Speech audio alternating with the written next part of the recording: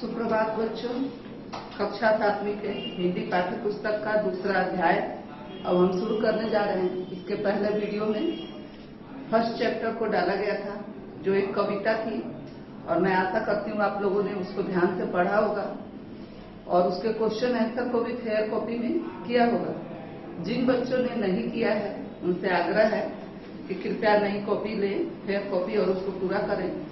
यदि नहीं है तो विद्यालय में बुक एवं कॉपी उपलब्ध है, आकर आप ले लें और अपने नोट्स को चैप्टर वाइज बनाते जाएं, ताकि जब विद्यालय खुले तो आपकी कॉपी जांच की जाए और रिवीजन करवाया जा सके, जिससे आपकी पढ़ाई अच्छे से हो सके। तो आज हम पढ़ते हैं हिंदी का दूसरा अध्याय, बोध। बोध एक कहानी है जिसके लेखक है मुंशी प्रेमचंद। प्रेमचंद हिंदी साहित्य के जाने माने चेहरे हैं, इनको लगभग सभी जानते हैं। महान कहानीकार, नाटककार, उपन्यासकार हैं। इन्हें उपन्यास सम्राट भी कहा गया है और इन्होंने अनेक कहानी संग्रह लिखे हैं। कहानी के क्षेत्र में, उपन्यास के क्षेत्र में, हिंदी साहित्य में इनका स्थान अग्रणी है। उन्हीं की कहानियों में से एक कहानी हमारी पाठ्य पुस्तक में दी गई है, जिसका शीर्षक है बोध। इसमें एक ऐसे व्यक्ति की कहानी है जो स्वयं से संतुष्ट नहीं है। जीवन में हम सभी जीविकोपार्जन के लिए कुछ न कुछ कार्य करते हैं। उनमें से कुछ व्यक्ति होते हैं जो अपने जीविका से संतुष्ट होते हैं और खुशी खुशी उसे करते हैं, लेकिन कुछ लोग ऐसे होते हैं जो कार्य तो करते हैं लेकिन उन्हें संतुष्टि नहीं मिलती। इसी प्रकार के एक शिक्षक हैं पंडित चंद्रधर, जो स्कूल में अध्यापक हैं, परंतु उन्हें यह पद अच्छा नहीं लगता और वो अपने मन में संतुष्ट नहीं हो पा रहे हैं। जबकि शिक्षक का पद जो है वो समाज में काफी सम्मानित पद है, लेकिन उन्हें संतोष नहीं था। तो आइए देखते हैं कि कहानी में क्या लिखा है। पंडित चंद्रधर एक स्कूल में अध्यापक थे। नौकरी तो कर ली, पर सदा पछताया करते कि कहाँ आ फंसे। यदि कहीं और नौकरी करते तो अब तक हाथ में 4 पैसे होते, आराम से जीवन व्यतीत होता। यहाँ तो महीने भर प्रतीक्षा करने के बाद कहीं 15 रुपए देखने को मिलते हैं, वे भी इधर उधर गायब। न खाने का सुख, न पहनने का आराम। यानी अध्यापक की नौकरी में वेतन बहुत अच्छा नहीं होता, लेकिन जो होता है जीवन जीने लायक होता है, परंतु उन्हें इससे संतोष नहीं था। वो एक महत्वाकांक्षी व्यक्ति थे जो चाहते थे कि ऐसी नौकरी हो जिसमें कुछ ऊपरी आय हो और काफी ऐश आराम के साथ जीवन व्यतीत किया जाए, परंतु उन्हें इस प्रकार का पद नहीं प्राप्त हो सका।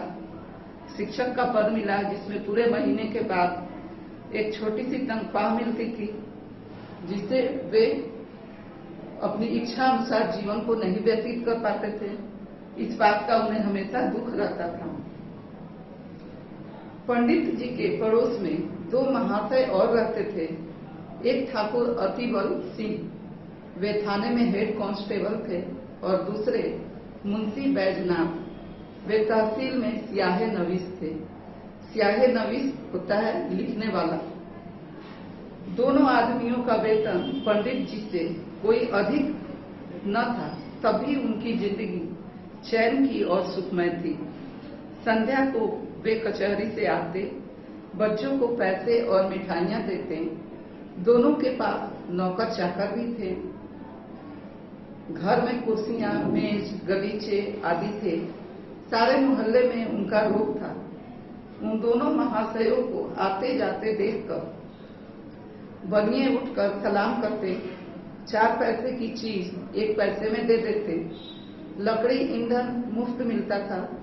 पंडित जी उनके ठाट बाट देखकर कुढ़ते रहते और अपने भाग्य को कोसते। दोनों पंडित जी को कभी आटा, कभी दूध, कभी सब्जी भेज देते। पंडित जी भी दोनों के लड़कों को, इसके बदले में पंडित जी को उनके दोनों के बच्चों को पढ़ाना पड़ता था। कभी कभी वे पंडित जी से कुछ कह भी देते, पर पंडित जी मन मार कर रह जाते। उन्हीं के कारण कभी कभी दूध दही के दर्शन हो जाते। बेचारे अपमान के जहर को अमृत समझकर पी जाते। इस सबसे निकलने के लिए उन्होंने प्रार्थना पत्र लिखे, अफसरों की खुशामदें की, पर कुछ न हुआ। अंत में हार कर बैठ गए। इतना सब होने पर भी वे ठीक समय पर जाते, देर से घर आते, मन लगाकर पढ़ाते। इससे उनके अफसर लोग उनसे खुश रहते, साल में कुछ इनाम भी देते। पर जब वेतन बढ़ाने का अवसर आता तब उनका कोई विशेष ध्यान नहीं रखते। बस्ती के लोग भी उनसे संतुष्ट थे। लड़कों की संख्या बढ़ गई थी और पाठशाला के लड़के भी उन पर जान देते थे। कोई उनके घर आकर पानी भर देता, कोई उनकी बकरी के लिए पत्तियां तोड़ लाता। कोई पंडित जी इसी को बहुत समझते थे। पंडित जी जो थे वो हमेशा अपने आप में परेशान रहते थे। उन्हें अपनी नौकरी से संतोष नहीं था। उनके पड़ोस में दो व्यक्ति और रहते थे। एक थे ठाकुर अतिबल सिंह, जो थाने में हेड कांस्टेबल थे, और दूसरे थे बैजनाथ, मुंशी बैजनाथ, जो थाने में तहसील में सियाहे नबीस थे, यानी लिखने का काम करते थे।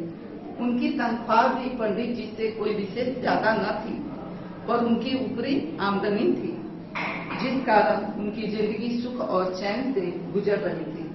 उनके घर में खाने पीने का कोई अभाव न था। सुख सुविधाओं के सारे साधन भरे हुए थे। वे जब शाम को आते तो अपने बच्चों के लिए मिठाइयां लाते और पैसे देते। जब वो गली में निकलते तो आने जाने वाले लोग उन्हें सलाम करते और दुकानदार 2 पैसे की चीज 1 पैसे में दे देते। इन सबको देखकर अध्यापक जी मन ही मन दुखी होते रहते थे, और वे दोनों भी अध्यापक जी की सहायता भी करते थे।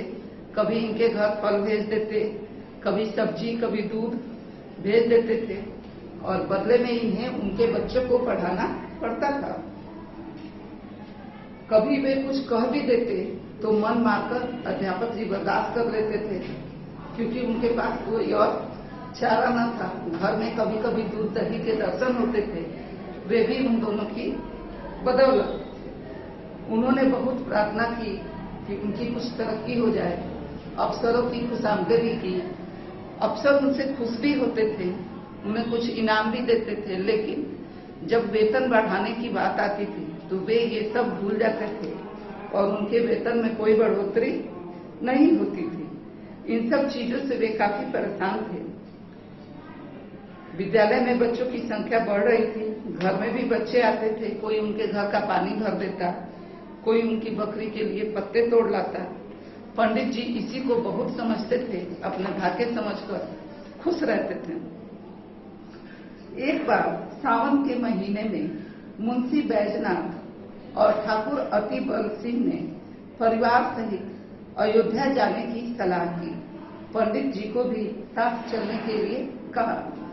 पंडित जी ने मना किया, परंतु जब दोनों ने उनका खर्च देना स्वीकार कर लिया तो पंडित जी भी इनकार न कर सके। सावन के महीने में अतिबल सिंह और दूसरा व्यक्ति जो था मुंशी बैजनाथ, दोनों अयोध्या जाना चाहते थे। तो उन्होंने अध्यापक महोदय से कहा कि आप भी हमारे साथ चलिए। पहले तो इन्होंने मना किया, पर उन दोनों ने जब इनका खर्च उठाने की बात कही तो ये भी उनके साथ तैयार हो गए और तीनों सपरिवार निकल पड़े। बिल्लौर से रात को 1 बजे गाड़ी छूटती थी। ये लोग खा पी कर स्टेशन पर जा बैठे। जिस समय गाड़ी आई, चारों ओर भगदड़ सी मच गई। हजारों यात्री जा रहे थे। इस उतावली में मुंशी जी पहले निकल गए। पंडित जी और ठाकुर साहब साथ में थे। वे एक डिब्बे में बैठे। जगह की कमी थी, परंतु जिस डिब्बे में ठाकुर साहब बैठना चाहते थे उसमें केवल 4 यात्री थे। ठाकुर साहब ने डांट कर एक मुसाफिर को उठने के लिए कहा तो वह बोला, यह थाना नहीं है, जरा संभल कर बात कीजिए। ठाकुर, तुम कौन हो? मुसाफिर, हम वही हैं जिन पर आपने जासूसी का झूठा आरोप लगाया था और 25 रुपए लेकर यहाँ टले थे। इतने में दूसरा लेटा हुआ व्यक्ति भी ठहाका मारकर हंसने लगा और बोला, अरे दरोगा साहब, आप ही नीचे क्यों नहीं बैठ जाते? यह थाना थोड़ी है, आपके राज में क्या फर्क पड़ जाएगा? ठाकुर साहब गुस्सा हो गए और उन्होंने कहा, मैंने तुम्हारा क्या बिगाड़ा है? मैंने तो तुम्हारी सूरत भी नहीं देखी। दूसरा मुसाफिर बोला, आपने मेरी सूरत भले ही न देखी हो, पर आपके डंडे ने देखी है। इसी गांव के मेले में आपने मुझे बिना बात के ही डंडे लगा दिए थे। यह कहकर उसने और भी पैर फैला दिए। पैर फैलाया और आराम से सो गया। पंडित जी अब तक चुपचाप वहीं खड़े थे, डर रहे थे कि कहीं मारपीट न हो जाए। अवसर पाकर उन्होंने ठाकुर साहब को समझाया। जो ही तीसरा स्टेशन आया, ठाकुर साहब ने बाल बच्चों को वहां से निकलकर दूसरे डिब्बे में बैठाया। इधर दोनों ने उनका सामान उठाकर जमीन पर फेंक दिया। जब ठाकुर साहब गाड़ी से उतरने लगे तो उन्होंने उनको ऐसा धक्का लगाया कि बेचारे प्लेटफॉर्म पर गिर पड़े। गार्ड को कहने के लिए दौड़े, उसे बताने के लिए गए। इतने में गाड़ी ने सीटी बज गई, स्टेशन पर सीटी बज गई और गाड़ी चल दी। अब बेचारे क्या करते, जाकर चुपचाप बैठ गए। उधर मुंशी बैजनाथ के पास पैर फैलाने तक की जगह न थी। उनकी तबीयत खराब हो रही थी। बैठने में दिक्कत के कारण जगह न थी। वो अच्छी तरह से बैठ नहीं पा रहे थे, जिसके कारण उनकी तबीयत खराब होने लगी। एक बार उल्टी भी हुई, पेट में मरोड़ सी आने लगी। लखनऊ तक उन्होंने किसी प्रकार सहन किया, यानी किसी तरह बर्दाश्त करते रहे। आगे चलकर वे मजबूर हो गए। ज्वर, पेट में दर्द, नसों में तनाव, कै और दस्त होने लगे। एक स्टेशन पर उन्हें मजबूरी में उतरना पड़ा। प्लेटफॉर्म पर गए। पत्नी भी उनकी घबरा गई। बच्चों को लेकर वह भी उतर पड़ी। सामान उतारा गया, परंतु जल्दी जल्दी में उनका ट्रंक उतारना भूल गए।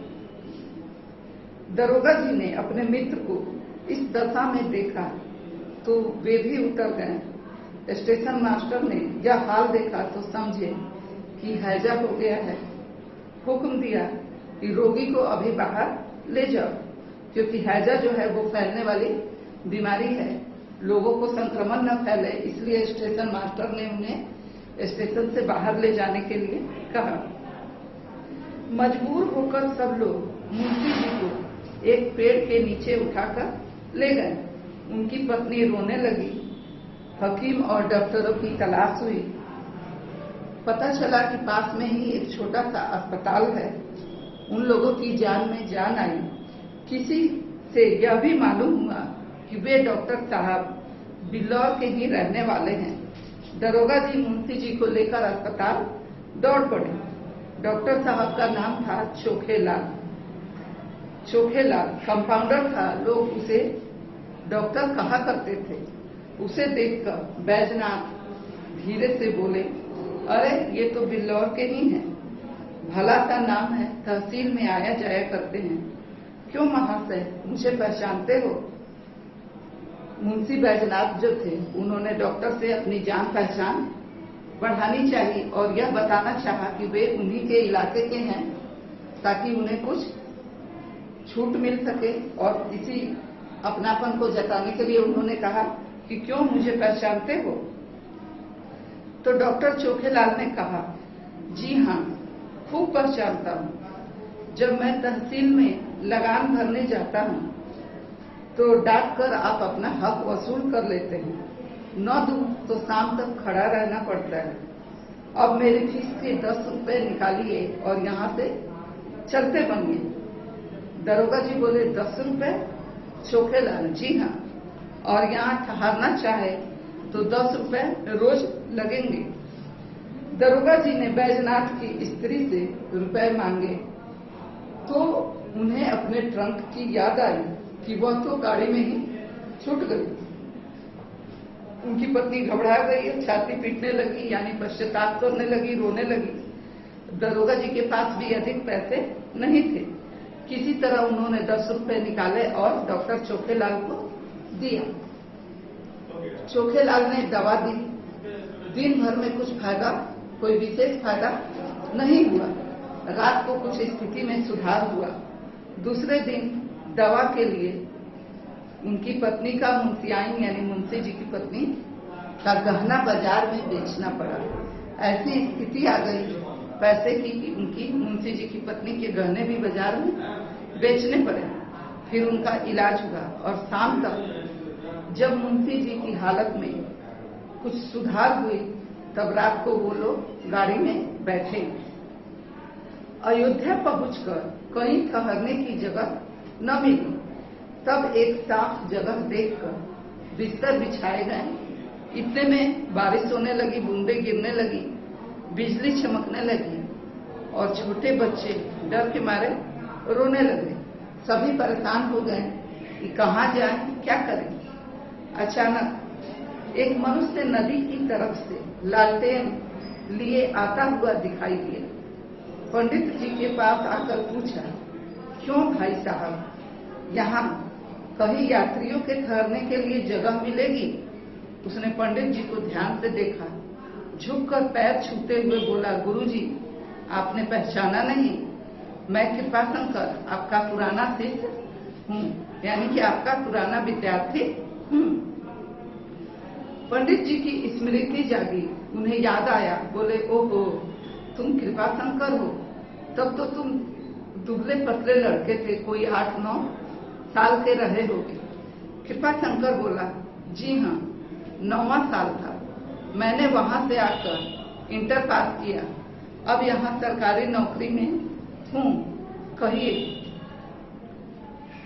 कहिए आप कैसे हैं? सौभाग्य है कि आपके दर्शन हो गए। ठहरने की कोई चिंता मत कीजिए, मेरे साथ घर चलिए। पंडित जी बोले, नहीं, मेरे साथ दरोगा जी और सियाहे नवीस भी हैं, उनके बाल बच्चे भी हैं, मैं अकेला नहीं हूँ। तब कृपाशंकर ने कहा, गुरुजी उन सबको अपने साथ लेकर चलिए। मेरा बड़ा सा मकान है जो खाली पड़ा है, आराम से 3-4 दिन रहिए। यह मेरा सौभाग्य होगा कि मुझे आपकी सेवा करने का अवसर प्राप्त होगा। कृपाशंकर ने कुली को बुलाया, सामान उठवाया और सबको अपने मकान पर ले गया। साफ सुथरा घर था। नौकर ने झटपट चारपाइयां बिछा दी। घर में पूड़ियां पकने लगी। कृपाशंकर हाथ बांधे सेवक की भांति दौड़ता रहा। उसकी सेवा ने सबको मुक्त कर दिया और सब लोग तो खा पी कर सो गए, किंतु पंडित चंद्रधर को नींद नहीं आई। कृपाशंकर, जो कि पंडित चंद्रधर अध्यापक जी का शिष्य था, वो उन्हें बुलाकर अपने घर ले गया। काफी आदर के साथ अपने घर में रखा। उन्हें खाना पीना खिलाया, उनकी सुख सुविधा का ध्यान रखा। भोजन करने के बाद सभी सो गए, लेकिन पंडित चंद्रधर को नींद नहीं आ रही थी। उन्हें आज समझ में आया था कि एक अध्यापक होने का गौरव क्या होता है। उन्हें आज इस पद की महानता का ज्ञान हुआ। ये लोग 3 दिन अयोध्या में रहे, किसी बात का कष्ट न हुआ। कृपाशंकर ने स्वयं उनके साथ जाकर प्रत्येक धाम के दर्शन कराए। तीसरे दिन हम चलने लगे तो वह स्टेशन पहुंचाने आया। गाड़ी ने सीटी दी तो उसने सजल नेत्रों से पंडित जी के चरण छुए और कहा, इस सेवक को याद रखिएगा। पंडित जी घर पहुंचे तो उनके स्वभाव में बहुत परिवर्तन हो गया था। उन्होंने फिर कभी किसी दूसरे विभाग में जाने की चेष्टा नहीं की, कोशिश नहीं की। जब स्टेशन पर वे लोग बेसहाय पड़े हुए थे, कोई उन्हें देखने वाला नहीं था, कोई जगह नहीं थी, उस समय अध्यापक जी का पंडित चंद्रधर का एक पुराना विद्यार्थी उनके पास आया और उन्हें आदर पूर्वक अपने घर ले गया और उनकी खूब सेवा शुश्रूषा की और उन्हें प्रत्येक स्थान के दर्शन अपने साथ ले जा करके करवाएं। उस समय गुरु जी को अपने विचारों पर शर्मिंदगी महसूस हो रही थी। उन्हें वास्तव में उस दिन समझ में आया कि एक अध्यापक होने का गौरव क्या होता है। उन्हें इस पद की महानता का ज्ञान उस समय हुआ जब स्टेशन पर वे आए। उनका विद्यार्थी जो था कृपाशंकर उन्हें छोड़ने के लिए स्टेशन पे आया, उनके चरण छुए और प्रणाम करते हुए बोला कि गुरुजी मुझे याद करते रहिएगा। पूरी यात्रा में, पूरे रास्ते में गुरुजी सोचते रहे कि मुझे ये जो आदर सम्मान प्राप्त हुआ ये सब एक शिक्षक होने के नाते मिला है। दरोगा जी के पास पैसे बहुत थे, सियाह नवीस के पास, पर उन्हें समाज में वो प्रतिष्ठा नहीं मिली जो गुरु जी को प्राप्त हुई। उन्हें अपने विचारों पर पश्चाताप हो रहा था और मन में गर्व महसूस हो रहा था कि मैं एक अध्यापक के पद पर कार्यरत हूँ। उसके बाद से, उस दिन के बाद से उन्हें अपने पद में बहुत संतुष्टि प्राप्त हुई। वे बहुत खुश हुए और फिर कभी भी अपने मन में किसी दूसरे विभाग में जाने का विचार नहीं आया, ना ही उन्होंने चेष्टा की। तो ये हमारे दूसरा पाठ था, बोध, जो कि प्रेमचंद के द्वारा एक लिखित कहानी है। मैंने इसको समझाया है, इसका क्वेश्चन आंसर है जो PDF के द्वारा भेजा जा रहा है। आशा करती हूँ आप लोग कॉपी फेयर कर लेंगे और अपना काम करते रहेंगे।